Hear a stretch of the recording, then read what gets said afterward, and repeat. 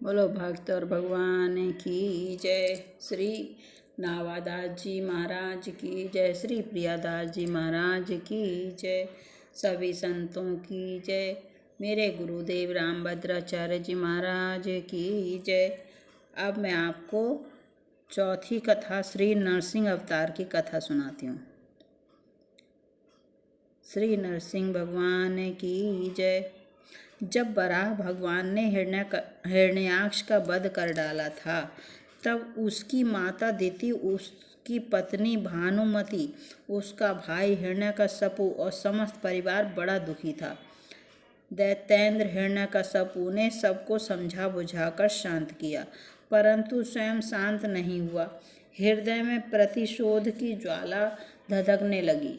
फिर तो उसने निश्चय किया कि तपस्या करके ऐसी शक्ति प्राप्त की जाए कि त्रिलोकी का राज्य निष्कंटक हो जाए और हम अमर हो जाएं।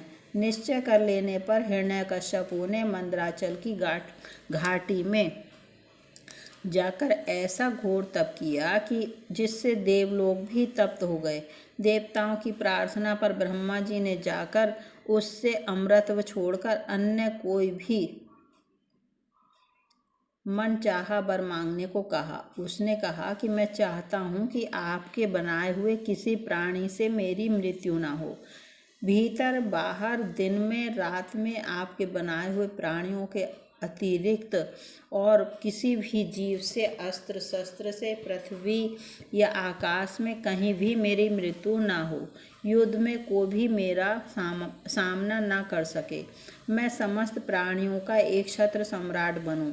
इंद्र आदि समस्त लोकपालों में जैसी आपकी महिमा है वैसी ही मेरी हो। तपस्वियों और योगेश्वरों को जो अक्षय ऐश्वर्य प्राप्त है वही मुझे भी दीजिए। ब्रह्मा जी ने ऐमस्तु कहकर उसके मांगे वर को उसको दे दिए। वह अपनी चतुराई पर बड़ा ही प्रसन्न हुआ कि मैंने ब्रह्मा को भी ठग लिया। उनके न चाहने पर भी मैंने युक्ति से अमृतत्व का वरदान ले ही लिया। यह जीव का स्वभाव है। वह अपनी चतुराई से चतुरानन की कौन कहे, भगवान को भी धोखा देने का प्रयत्न करता है। वैसे ही हिरण्यकश्यपु ने भी अपनी समझ से मृत्यु का दरवाजा बंद ही कर लिया था, किंतु भगवान ने जब चाहा तो खोल ही लिया। वर प्राप्त कर उसने संपूर्ण दिशाओं, तीनों लोकों तथा देवता, असुर, नर, गंधर्व, गरुण, सर्प, सिद्ध, चारण्य, विद्याधर, ऋषि, पितृगणों के अधिपति, मनु, यक्ष, राक्षस, पिशाचपति, भूत और प्रेतों के नायक तथा संपूर्ण जीवों के स्वामियों को जीतकर अपने वशीभूत कर लिया। इस प्रकार उस विश्वजीत असुर ने अपने पराक्रम से संपूर्ण लोकपालों के स्थान छीन लिए। स्वयं इंद्र भवन में रहने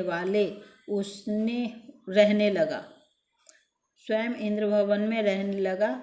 उसने दैत्यों को आज्ञा दी कि आजकल ब्राह्मणों और क्षत्रियों की बहुत बढ़ती हो गई है।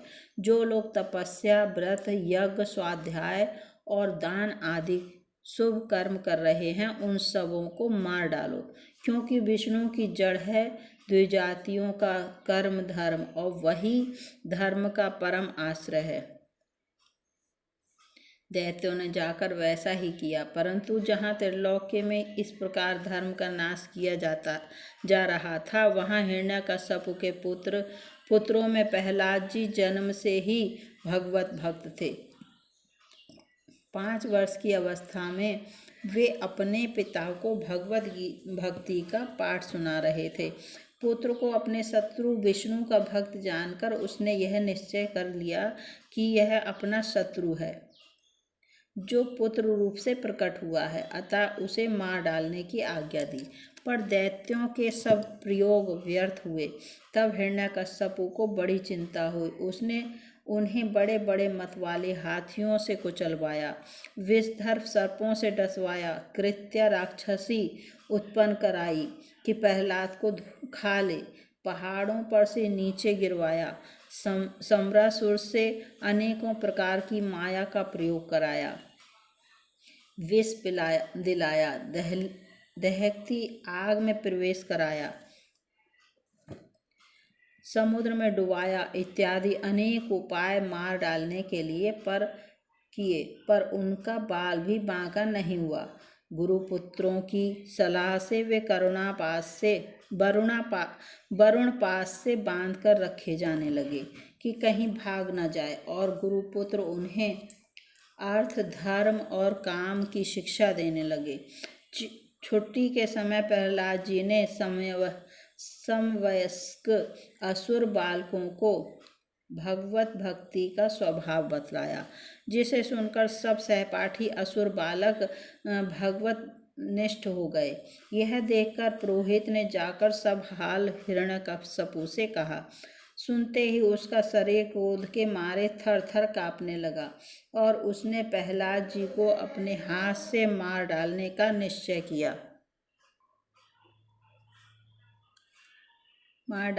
निश्चय किया। उन्हें बुलाकर बहुत डांटा, छिड़का और पूछा कि तू किसके बल पर मेरी आज्ञा के विरुद्ध काम किया करता है। प्रहलाद जी ने उसे सर्वात्मा सर्वशक्तिमान भगवान के स्वरूप का उपदेश दिया।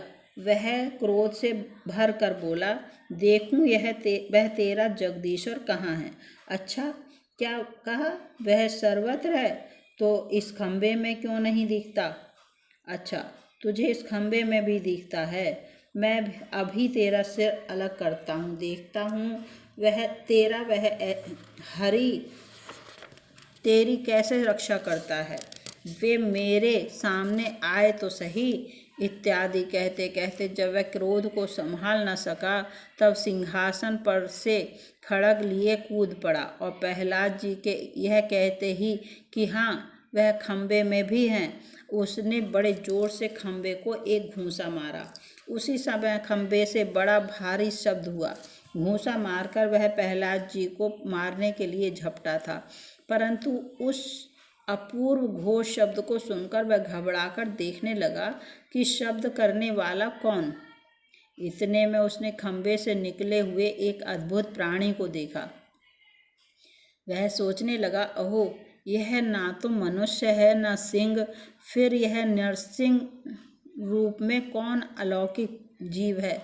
वह इस अधेड़ बुन में लगा हुआ ही था कि उसके बिल्कुल सामने नरसिंह भगवान खड़े हो गए। भगवान उससे बड़ी देर तक खिलवाड़ करते रहे।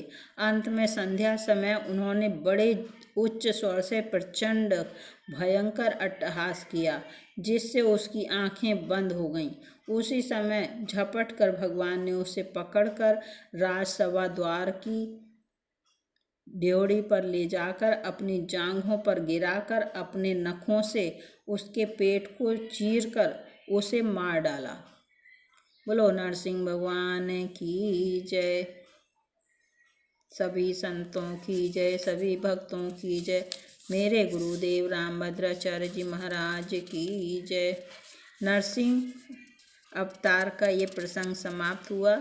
अगले प्रसंग में कल को मैं आपको श्री वामन अवतार की कथा सुनाऊंगी। ये भक्तमाल की सारी कथाएं बहुत सुंदर हैं। आप सुनेंगे तो आपका मन बहुत प्रसन्न होगा। आप सभी कथा सुने और प्लीज़ सबको सब्सक्राइब शेयर ज़रूर करें, लाइक करें। जय सिया राम।